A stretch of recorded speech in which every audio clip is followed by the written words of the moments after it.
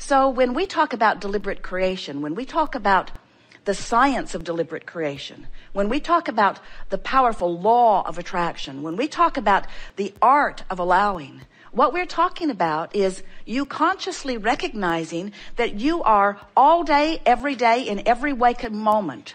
Because in every waking moment, you are focused upon something. Whether you are pondering the past, you're still focused. Whether you're observing the present, you're still focused. Whether you are imagining into the future, wanted or unwanted, you're still focused. And in that focusing of your attention, you are constructing pathways. Pathways created by you and augmented and, in fact, completely enhanced and supported by the powerful law of attraction, who is bringing the cooperative components that represent what you have constructed every step along the way. You can't give much attention at all to a subject without activating it sufficiently enough in your vibration that you construct pathways.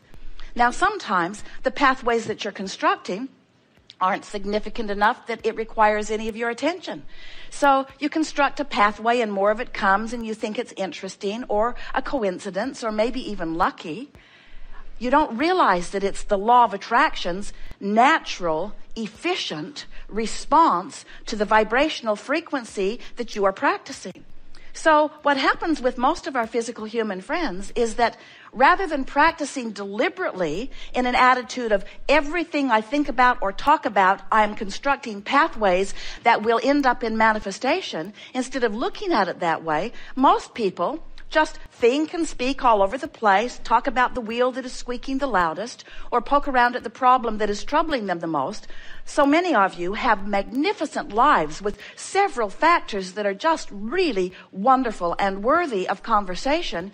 But the things that are working well often aren't the things that get your attention. Those things are working well. Why give them any attention? Let me talk about what isn't working. I would like to come to this gathering, sit in this hot seat, and talk about my issue.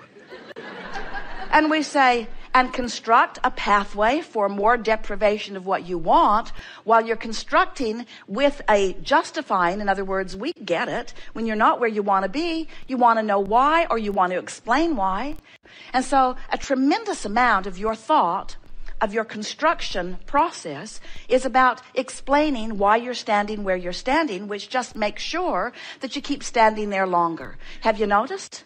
Different places, different faces, but the same old things keep showing up in your experience, not because you constructed a really hefty, hardy thought way or pathway and it's still proving itself to you, but because you keep constructing it. If you would stop today talking about those things that you've been worried about for years or weeks or days, or that thing that started bothering you yesterday, if you would today make a decision that you're not going to talk about it, that you're going to talk about something that is constructing a pathway towards something that you want instead, you know what would happen with that pathway that you've constructed? Even if you'd constructed it for 50 years, 40 years, 30 years, 20 years, 10 years, do you know what would happen with that pathway? It would peter out within 30 days. It would peter out and it would cease to exist. Your point of attraction would no longer be connected to this unwanted thing if you would stop renewing your vibrational connection to it. So it's easy to understand that there are things that you don't want, and it's relatively easy to understand that the clearer you are about what you don't want, the clearer you are about what you do want. But the thing that is tricky is that if you have been over time, or even over a brief amount of time intensely, if you've been specifically, and intensity and specificity are the same things. In other words, the more attention you give, the more specific you get. And the more specific you are, then the more powerful your point of attraction is. So if you've been, let's say that someone did something that bothered you, and you noticed it, it bothered you, you took the hit, you didn't like it, but you didn't leave it there. You thought about it longer. In fact, you stewed over it. You brooded over it. You pondered it. You seethed over it. You thought about it. You felt the offness of it initially. You felt the I don't want thisness of it, but you didn't leave it there because you have forgotten how powerful you are, and you've forgotten about the construction of these pathways. So you thought about it and you stewed about it. And as you stewed about it, the first thing that happened is every other thing that that person has ever done that's sort of like that begins to come to your mind, because law of attraction is gathering up all the cooperative components. So everything they've ever done that was ever even a little bit like that come to your mind, and now you're justified.